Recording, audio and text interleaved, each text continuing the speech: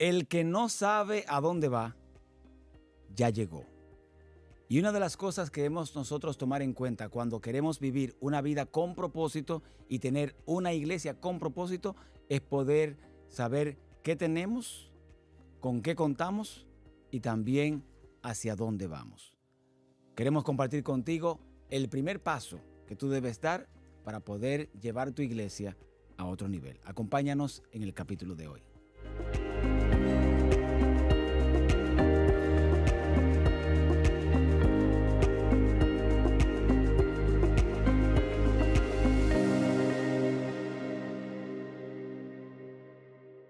Saludos familia, una vez más el pastor Arnaldo Cruz les da la bienvenida a nuestro podcast Cambiar o No Cambiar. Y como siempre nos acompaña en cada uno de nuestros episodios el autor del libro Cambiar o No Cambiar, el pastor Abdiel del Toro. Abdi, quiero felicitarte en este momento porque los primeros capítulos que hemos visto ya del libro y que hemos saboreado, la verdad que ha sido de bendición.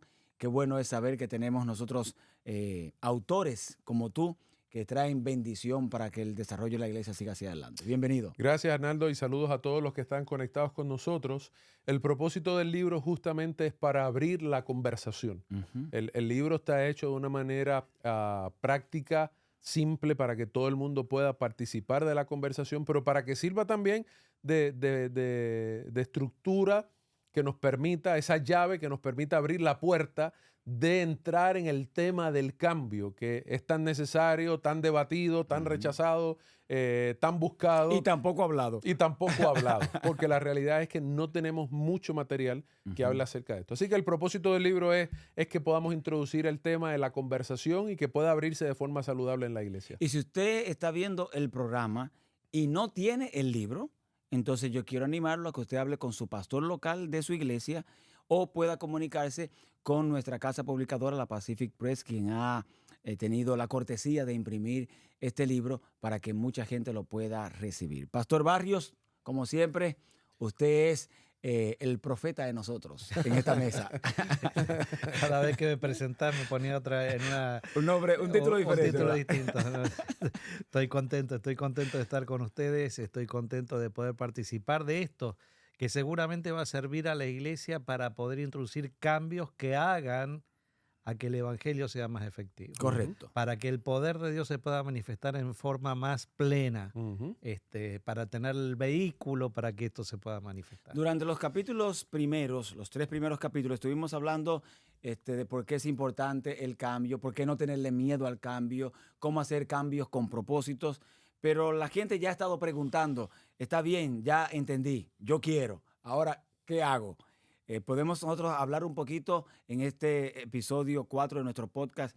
¿Cuál es el primer paso, los primeros pasos que la gente debe comenzar a hacer de forma práctica en lo que tiene que ver? Ya entendí la teoría, ahora yo quiero que vayamos directamente al terreno. ¿Cuál es el camino a transitar? Exactamente. ¿Cuál es el camino a transitar? Porque eso es importante tenerlo, porque hay mucha gente, hay muchos caminos, sí, pero no necesariamente es el camino correcto, ¿verdad? Ahí mismo. Entonces, ¿cómo hacemos nosotros ahora? ¿Sabes que este podcast es para que sea una herramienta que vaya de la mano con el libro? Correcto.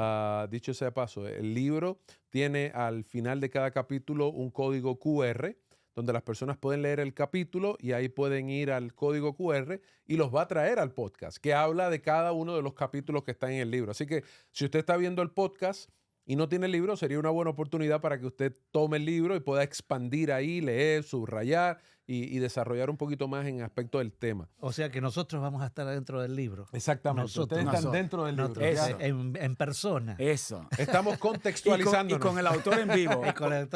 Estamos contextualizándonos al mundo. Sí, porque mira que es bonito el detalle, porque a veces nosotros leemos un libro y podemos llegar a una conclusión que no necesariamente fue la del autor. Pero tener el autor y preguntarle, ¿qué es lo que tú querías decir con eso? Es una linda herramienta. La intención del autor. Exactamente. Sabes que cuando estábamos escribiendo el libro, lo último que hice fue escoger el título. Y estaba luchando con qué título. Y uno de los títulos que estaba pensando al principio era El Camino del Cambio. Y justamente es porque este libro está dividido básicamente en 2 partes. La primera sección, que son los primeros 3 capítulos, es bastante explicar los conceptos, un poquito más teórico, filosófico, teológico. Y entonces los otros capítulos son bien prácticos. Y son bien prácticos porque cuando hablamos del cambio necesitamos tener una estructura.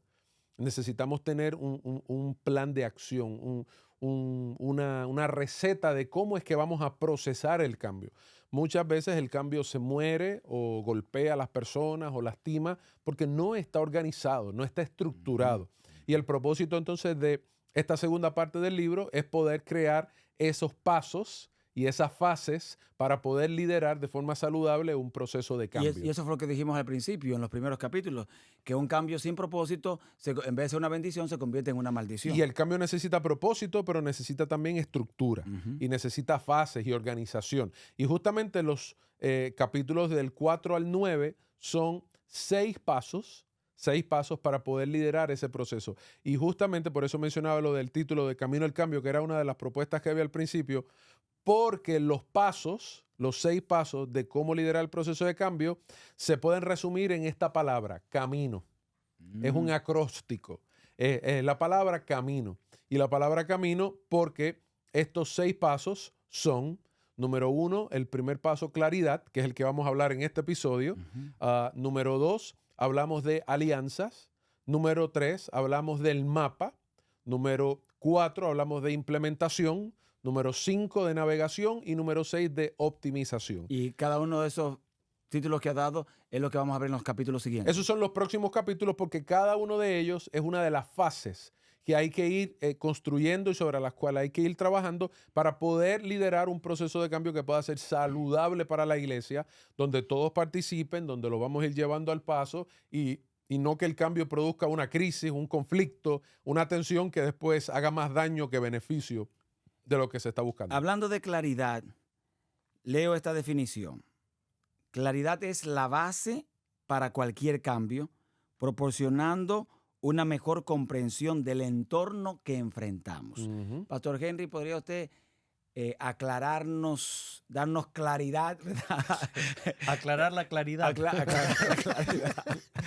En este punto, es la base para cualquier cambio, dice la frase, proporcionando una mejor comprensión del entorno que nosotros estamos confrontando. Sí. Ustedes saben que yo soy médico, entonces para nosotros eso se llama diagnóstico, o sea, tener un diagnóstico.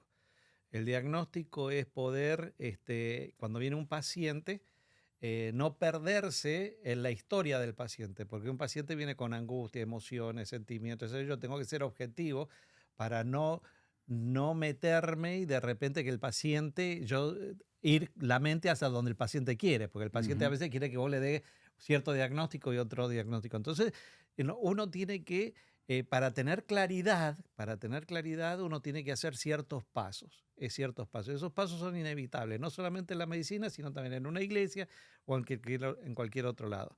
En el caso particular del médico, hay una materia específicamente, una sola materia, que por lo menos en el caso particular donde yo estudié medicina, que todo era para poder encauzar la mente del médico para hacer buenos diagnósticos. Ahí no se estudiaba demasiado las enfermedades, ni los tratamientos, sino cómo vos abordás a un paciente. El paciente llega y lo primero que tenés que hacer es preguntar, pero tenés que hacer preguntas claras, concretas y específicas. Entonces, si te dice, me duele la cabeza, le dices, bueno, ¿te duele todos los días la cabeza? Y dice, no, todos los días no. ¿Y cuándo te duele la cabeza? ¿A qué hora te duele la cabeza? ¿Te duele toda la cabeza o la mitad de la cabeza? ¿A tu mamá le dolía la cabeza? ¿A tu mamá no le dolía la cabeza? ¿A quién le dolía la cabeza además en tu familia? Cuando te duele la cabeza, ¿te llora el ojo o no te llora el ojo? ¿A qué hora que más te duele la cabeza? ¿El dolor es continuo o es pulsátil? ¿Va, viene, etcétera? Entonces, eso te va dando un panorama. Del micro al macro. Claro, porque vos sabés que hay 100 motivos de dolor de cabeza. Sí, porque te puede doler la cabeza una pedrada que te dieron también. Y Arnaldo, y eso que Henry está mencionando, lo que él está mencionando es un proceso evaluativo. Porque él no puede dar un diagnóstico si primero no ha hecho exámenes. Y a esas preguntas tienen que venir laboratorios. Claro, no, pero primero, porque tiene que ir clarificando. Eso es solamente la llegada al paciente. Clarificar lo que el paciente dice. Ahora, hay algo fundamental que hoy los médicos no lo hacen, es decir, bueno, ahora te voy a revisar. Entonces hay un contacto físico. Yo empiezo a ver ahora con una cuestión más objetiva. La otra es la historia. Yo estoy tratando de sacar de lo subjetivo de la historia datos objetivos. Ahora yo después tengo un examen físico. Ese examen físico me da más datos a mí. Y ahí lo tengo lo que se llama diagnósticos diferenciales. Puede ser esto, puede ser esto, puede ser lo otro. Y ahí vienen los exámenes complementarios. Entonces ahora yo mando los exámenes complementarios para poder certificar algunos de los diagnósticos, descartar unos y poner... Lo que tú me estás diciendo es que tú no mandas a hacer todos los análisis. Tú mandas a hacer laboratorio específico basado en ese toque y esa conversación. Porque me puedo equivocar. Por ejemplo, si yo viene un paciente y me dice, me duele la cabeza, te voy a hacer una resonancia nuclear magnética. Y le mando una resonancia del cuerpo entero. Entonces, por ahí encuentro un quiste en el hígado que no tiene nada que ver con lo que le está pasando. Y ahora me tengo que focalizar en el quiste del hígado en vez de lo que realmente él trajo al consultorio. Entonces, todo tiene que ir yendo hasta tener un diagnóstico. Y cuando yo tengo el diagnóstico, ahí voy a saber cuál es el tratamiento. Ok, entonces vamos a ponerlo ahora en lenguaje de diaconado. Sí. Ahora traerlo a la iglesia. Sí, si yo vengo ahora, mi paciente es la iglesia. Y siendo pastor de iglesia por 26 años, la iglesia le duele en toda la pieza. Siempre hay un dolor en una parte del cuerpo de la iglesia. Pero yo soy el doctor. ¿Por dónde, Abdi, yo debería entonces empezar para poder hacer ese primer paso que Henry hacía cuando estaba como doctor?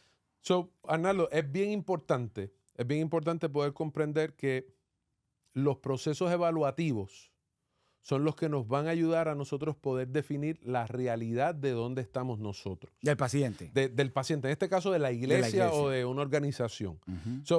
Lo que ocurre con los cambios muchas veces es que causan tensiones y luchas porque se convierten en mi percepción de lo que debe cambiar. Y yo he estado en iglesias y en reuniones donde hay unos debates muchas veces hasta acalorados, porque uno dice, no, en la iglesia esto debe cambiar y esto debe cambiar. Y el otro, no, lo que debe cambiar en la iglesia es esto y lo que debe cambiar en la iglesia es esto. Y el otro, no, que aquí lo que tiene que cambiar es esto y el problema de la iglesia es esto. Inclusive yo una vez en una iglesia pasé una encuestita y le pregunté a todos los líderes de la iglesia cuál era el propósito de la iglesia. Y habían 14 líderes. Y tuve 14 respuestas diferentes. Todo el mundo tenía una percepción diferente de para qué existía la iglesia. Ahí hay que cambiar al pastor. Y lo interesante, ¿sabes? Que lo interesante es que también le pregunté cuáles eran los desafíos de la iglesia. Y tenía 14 desafíos diferentes. Entonces, ¿qué es lo que ocurre? Y si le preguntan 14 soluciones, hay 14 soluciones diferentes. ¿Qué pasa? Que los problemas son distintos. Si yo tengo un problema distinto, la solución es distinta. Claro. Exactamente. Entonces, muchas veces en las iglesias los cambios no se dan porque se diluye esta fase. La fase de evaluar dónde estamos nosotros, quiénes somos nosotros, cuál es nuestra condición, para nosotros poder saber, ok, aquí es donde estoy, esto es lo que tengo, poder diagnosticar adecuadamente cuáles son mis necesidades o mis luchas y a partir de ahí, cuáles serán los mejores planes para poder lograr los objetivos que queremos. Ahí viene un problema que aparentemente resolvimos al principio, pero ahora viene otro problema. El problema que resolvimos al principio es el miedo que la gente le tiene al cambio, a la palabra cambio.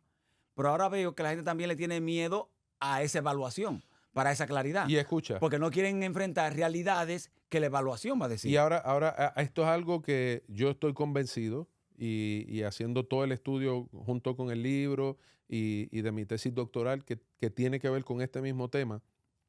Las iglesias tienen muy poca cultura de autoevaluarse.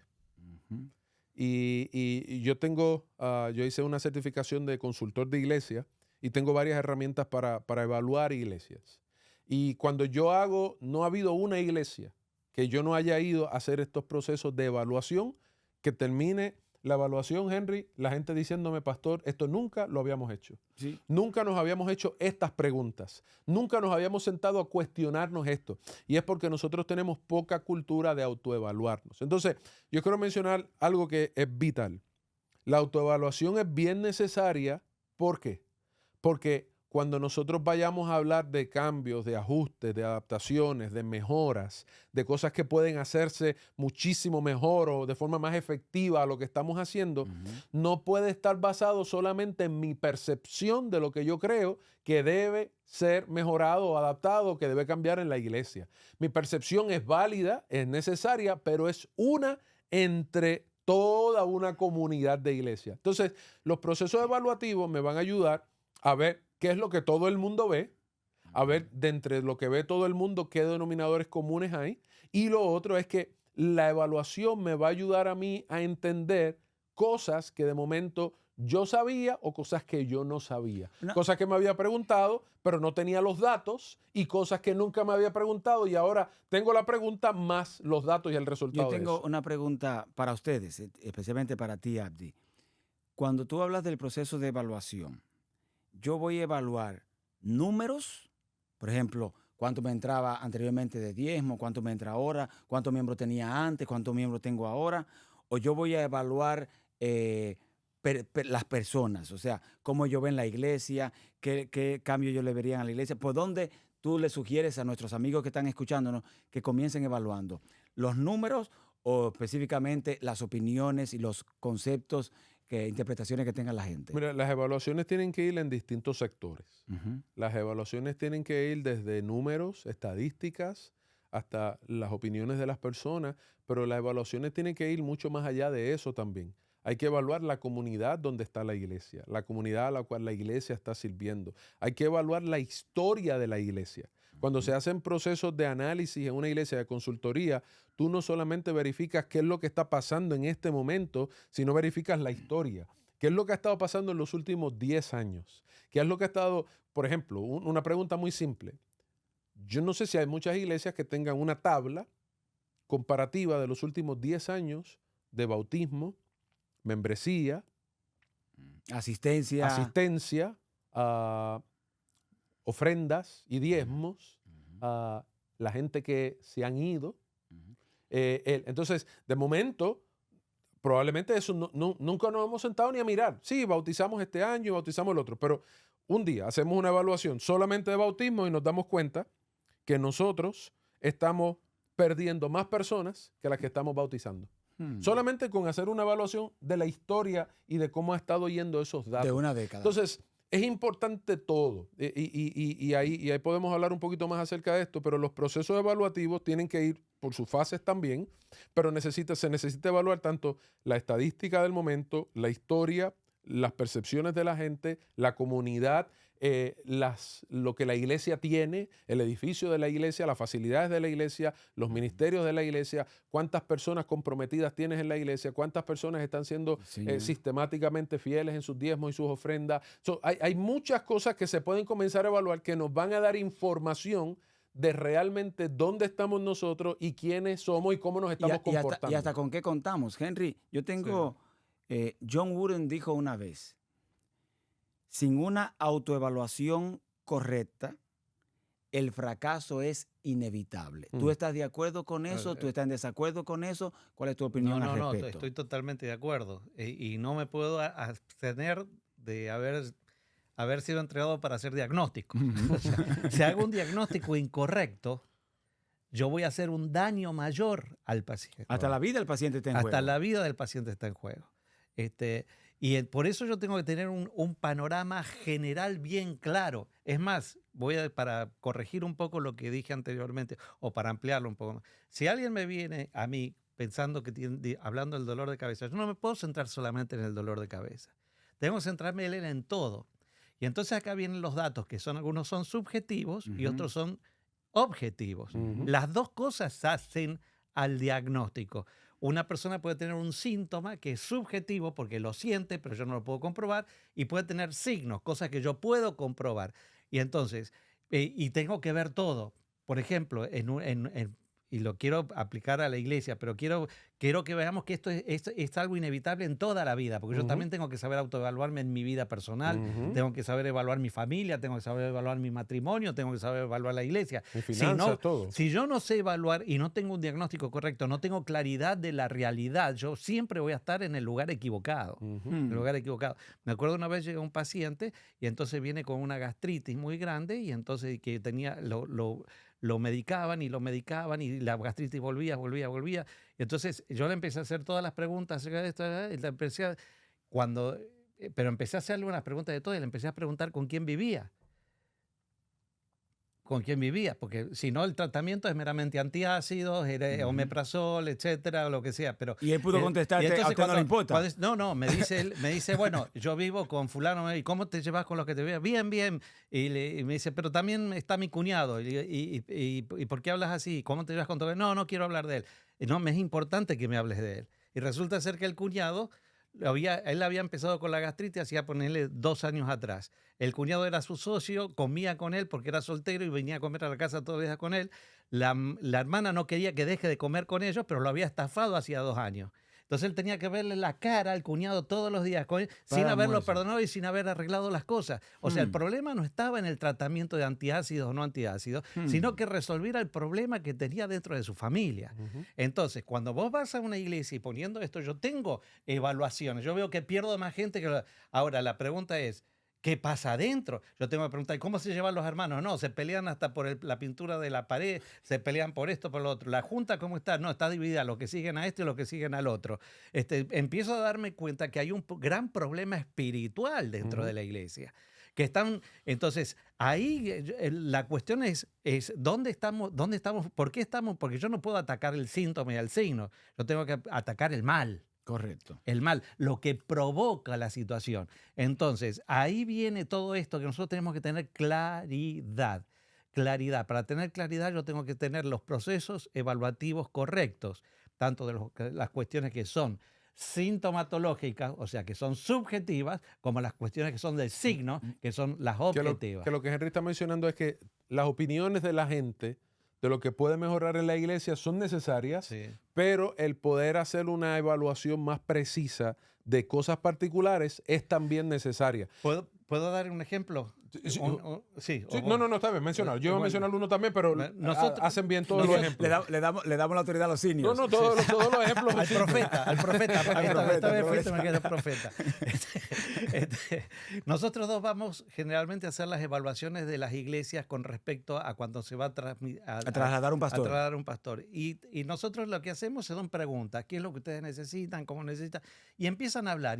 Y nosotros empezamos a poner, vamos a decir, anotar todos los síntomas y decir, necesitamos a alguien que sea esto y esto y esto. Y generalmente ponen 30, 40, a veces 20, 25, 30 cualidades de un pastor que es Superman, que necesitan a veces en virtud de lo bueno que tenía el pastor anterior o a veces en contraposición a lo malo que tenía y en virtud de lo que ellos piensan que necesitan. Ahora, nosotros si nos vamos con las 30 características, esa iglesia necesita todo. Pero entonces al final lo que nosotros hacemos es un ejercicio sencillito, es decir, bueno, miren, en un papelito ahora está, ustedes tienen del 1 al 30, pónganos lo que usted piensa que es lo más importante. Las prioridades en esta iglesia. Y ellos te pongan 3, a lo sumo 4 números de la lista. Yo después te puedo asegurar, Arnaldo, que en ese momento el 60% se alinea con 2 o 3 características. El 60, 50, 40. Y nosotros ya podemos saber exactamente por dónde pasa la necesidad de la iglesia. Porque si te quedas con la lista de 30, 40, no sabes a quién disparar y no sabes a qué Superman traer de vaya a saber qué lugar. Pero cuando vos ves que el 60% te dice que ellos necesitan, por ejemplo, un pastor que sea un buen administrador, significa que esa iglesia sí hay una necesidad específica de una administración más sana. Entonces estamos diciendo con eso, Abdi, antes que tú presentes tu ejemplo, lo voy a decir yo para no afectarlo a ustedes. Sí. Que el gran problema que estamos teniendo en muchas de nuestras iglesias que están desenfocadas o que están apagando fuego todo el tiempo es que no se han sentado a hacer la evaluación. Hay muchísimos, se resolverían muchísimos problemas si tan solo nos detuviéramos a evaluarnos. Y por ejemplo, lo que te quería mencionar, la historia de lo que quería mencionar es que a veces hay cosas que nosotros estamos teniendo conflictos, pero no hemos encontrado la fuente de ese conflicto. Como lo que Henry estaba mencionando, que el problema de no era la gastritis, había una situación familiar, personal, era la fuente del problema. Y nosotros muchas veces no hemos llegado a la fuente, a la raíz del problema, porque nosotros no nos hemos sentado a evaluar las realidades. Por ejemplo, en esta iglesia yo estaba haciendo una encuesta que es de 50 preguntas para evaluar su disposición a cambio. Y una de las preguntas es, ¿han habido conflictos mayores en los últimos 5 años en la iglesia? Y tú ves que la gente empieza a reírse. Sí, aquí ha pasado. De vez en cuando. De vez en cuando. Pero eso te dice que la iglesia ha estado lidiando con conflictos. El problema es que todo el mundo lo sabe, pero nadie nunca se ha sentado a decir, ok, ¿qué hacemos con este conflicto? ¿qué hacemos con estos conflictos? ¿Cómo resolvemos Claro. esto? Por ejemplo, preguntas que yo hago, ok, ¿usted se siente satisfecho con el culto de oración de la iglesia? Y yo tengo iglesias, hice una evaluación hace un tiempo atrás con una iglesia, que todo el liderazgo de la iglesia evaluó esa pregunta con la puntuación más bajita. Entonces yo le pregunto, ¿desde hace cuánto ustedes se sienten así? Oh, hace mucho tiempo. Y que están... Entonces, ellos comenzaron a darse cuenta de una realidad, de lo que estaba pasando, de lo que ellos no habían hecho, de lo que podían hacer, pero todo fue a partir de una pregunta. Entonces, es importante que entendamos que en la fase, que es el primer paso para liderar un proceso de cambio es que tiene que comenzar un proceso de definir realidad. Evaluar para poder definir realidad. El proceso evaluativo nos va a ayudar a que nosotros podamos mirarnos en un espejo. El proceso evaluativo es como cuando nos hacemos laboratorios, exámenes de sangre, para poder ver dónde está el colesterol, dónde está el azúcar, dónde están los triglicéridos. Eso es lo que es el proceso evaluativo. Y cuando nosotros comenzamos a hacer un proceso evaluativo y ahora comenzamos a definir realidad a partir de esos resultados, comenzamos a diagnosticar realidades o situaciones que nosotros podemos estar teniendo, a partir de ahí, entonces que nosotros comenzamos a tener un cuadro más claro de quiénes somos, cuáles son nuestros problemas y qué es lo que tendríamos que comenzar a pensar para hacer. ¿Y por qué esto es importante? ¿Por qué esto es importante? Lo mencionamos ahorita. Porque ya cuando comencemos a hablar de lo que se necesita atender, ajustar, adoptar o cambiar o transformar, ya no va a ser a partir de mis premisas, de mis opiniones, de lo que yo pienso. O de mis preferencias. O de mi preferencia, sino que ahora hay elementos objetivos. O elementos objetivos donde yo comienzo a darme cuenta, sí, mira, nosotros tenemos menos miembros hoy que lo que teníamos hace 10 años. Hoy nosotros ofrendamos menos dinero que lo que ofrendamos hace 10 años. En los últimos 10 años o 5 años se nos fueron 70 personas de la iglesia y la iglesia tenía una membresía de 150, se le fueron 70, ahora quedan 70. La juventud de la iglesia, ahora lo que tenemos es que el 70% de los miembros están pasados de 60 años y 20% tienen entre 30 y 50 y jovencitos lo que tenemos un 10% en la iglesia. Entonces, cuando la iglesia puede comenzar a evaluar, ahí es que tienen ahora cosas concretas para ellos decir, oh, wow, mira, sí, nosotros estamos así. Porque la mayoría de las veces la gente tiene una opinión mejor de ellos mismos de lo que realmente son. Y menciono, o le añado a lo que tú mencionas, que la evaluación de ese aspecto de tener claro dónde estoy, no necesariamente para descubrir las cosas negativas, No. sino para descubrir tus fortalezas también. Y poder decir, óyeme, este es mi fuerte. Cuando yo llegué a los peregrinos, yo identifiqué rápidamente, cuando hicimos el proceso de evaluación, que lo más fuerte que tenía la iglesia de los peregrinos es el aspecto musical. Es impresionante cómo allí había coros, cuartetos, coro de damas, coro de mixto, el coro de cámara. Entonces, yo identifiqué que este es uno de los fuertes que tiene la iglesia para poderle sacar provecho a eso, aunque identificamos también cuáles eran las debilidades para poder comenzar ese proceso de transformación. O sea que la claridad no solamente te va a mostrar los puntos débiles, sino que también te va a mostrar los fuertes. La claridad, cuando tú haces una evaluación, tú vas a encontrar varias cosas. Número 1, vas a encontrar fortaleza, vas a encontrar áreas débiles y vas a encontrar áreas que pueden mejorar. Segundo, cuando tú haces una evaluación, vas a encontrar lo que ya tú sabes, pero también vas a encontrar cosas que no sabías. Sí. Y entonces, esa información de haber hecho una evaluación, haber comenzado a definir ahora una realidad, va a ayudar al líder o al liderazgo de la iglesia a poder crear sentidos de urgencia. ¿Y qué son sentidos de urgencia? Sentidos de urgencia ya no son mis opiniones de lo que debe cambiar. Es que la información que estamos teniendo nos dice, si no hacemos algo por los jóvenes ahora, nos vamos a morir en 10 años. Si no hacemos algo para atender a las familias, se nos van a seguir yendo las familias jóvenes. Si no hacemos algo por atender este edificio, vamos a tener que perder este edificio y después nos vamos a quedar sin edificio. Si nosotros no hacemos algo para ayudar a que la gente pueda conectarse con Jesús después del culto del fin de semana, nosotros vamos a seguir teniendo cada vez más consumidores que discípulos de Jesús. Entonces, cuando tienes la información, defines realidad, puedes crear sentido de urgencia. Sentido de urgencia es, estamos bien aquí, pero aquí tenemos que hacer mejor. Aquí tenemos que mejorar. Aquí tenemos que trabajar en esto. Entonces, eso ya comienza a unir a todo el mundo, porque ahora ya no es la opinión de uno ni de dos, sino que todo el mundo participó, todo el mundo vio el proceso, evaluó y dijeron, oh, wow, es cierto, esta área y esta área tenemos que trabajar con ella porque si no, vamos a fracasar. Bueno, señores, en este programa de hoy de nuestro podcast Cambiar o No Cambiar, hemos compartido con ustedes el primer paso, pero este es solamente el primer paso. Queremos que usted nos acompañe en el paso siguiente porque, como usted nota, este libro está creado y este podcast está creado para pastores, está creado para líderes de iglesia, está creado para nuevos miembros en la iglesia que quieren ser de impacto y de ganancia de almas con la ayuda del Señor. Y quiero mencionar algo antes de que terminemos. En el libro hay una hoja evaluativa que se llama la hoja evaluativa Cambio. Esta hoja evaluativa Cambio evalúa 6 áreas de la iglesia y es una herramienta bien simple, tiene 5 preguntas por cada una de las áreas, son 6 áreas y la idea es que pueda servir de una herramienta práctica para que la iglesia pueda comenzar sus procesos evaluativos. Es una hoja, una herramienta para que la iglesia pueda comenzar a hacerse esas preguntas que los van a ayudar a saber dónde estamos y hacia dónde tenemos que movernos. Y solamente para terminar de mi parte, Jesús utilizó siempre diagnósticos claros. Jesús nunca actuó por impulso. Jesús, por ejemplo, camino de Emaús, preguntas. ¿Qué habláis? ¿Por qué habláis? ¿Por qué pensáis esto? Etcétera. Y después actuó.